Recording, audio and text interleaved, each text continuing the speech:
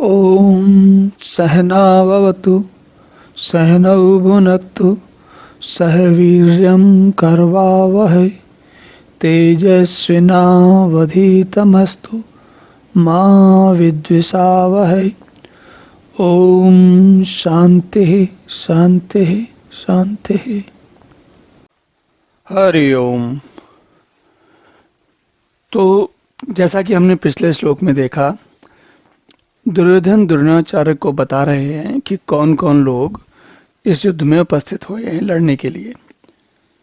और वो क्या बताते हैं, आपको ये प्रश्न आ सकता है कि दुर्योधन जो हैं वो द्रोणाचार्य को क्यों बता रहे हैं।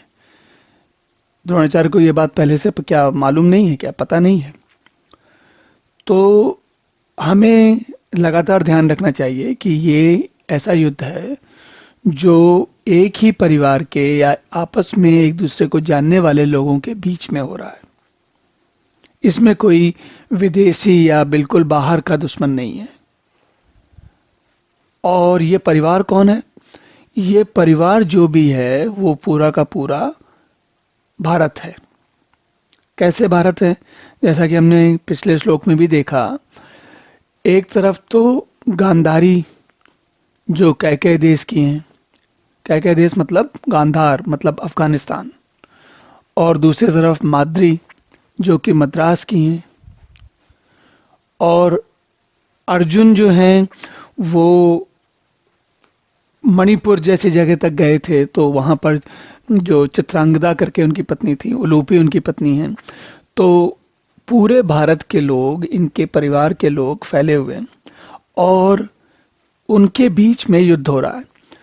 तो आप ये समझ लीजिए कि मान लीजिए कोई एक ऐसा परिवार हो आज के समय में जिसमें जो पितामह हों, उनके 4 पीढ़ियों तक जो है करीब 50, 60 या 100 लोग घर में इकट्ठे हो जाएं, परिवार में पैदा होते होते हो जाएं। मतलब तो 3, 4, 5, 6, 7 पुत्र हो गए, उन पुत्रों के साथ 6, 7 पुत्र हो गए, और उनके पुत्रों के 6, 7 पुत्र हो गए।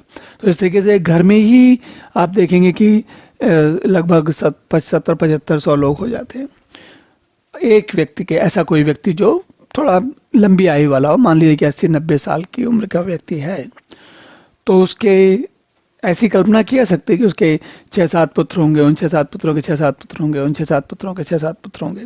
इस तरीके से 6 गुणे 6 गुणे 6, मतलब आप समझ रहे हैं ना कि नंबर कितना बड़ा होता है। 6 गुणे 6 मतलब 36, और उसके 6 मतलब 200।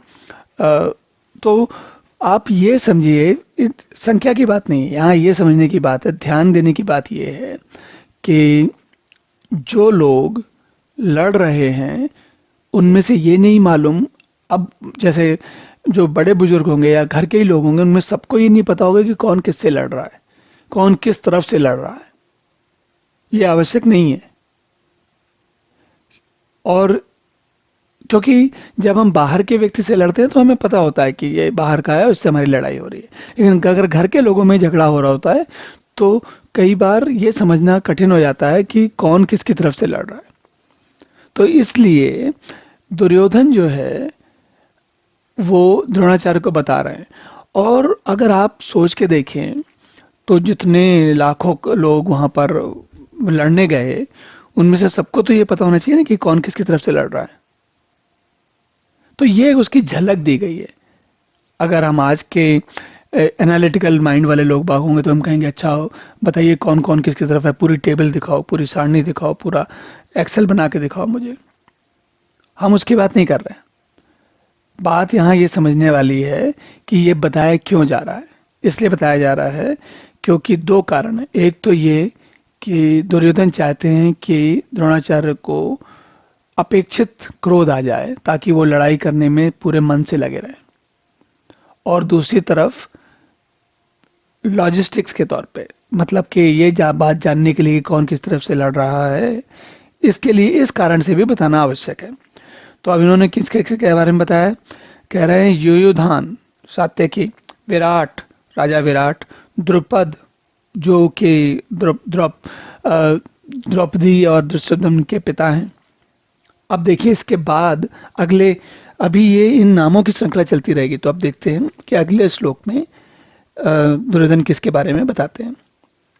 तब अगला श्लोक देखते हैं। ओम पूर्णमदः पूर्णमिदं पूर्णात् पूर्णमुदच्यते पूर्णस्य पूर्णमादाय पूर्णमेवावशिष्यते।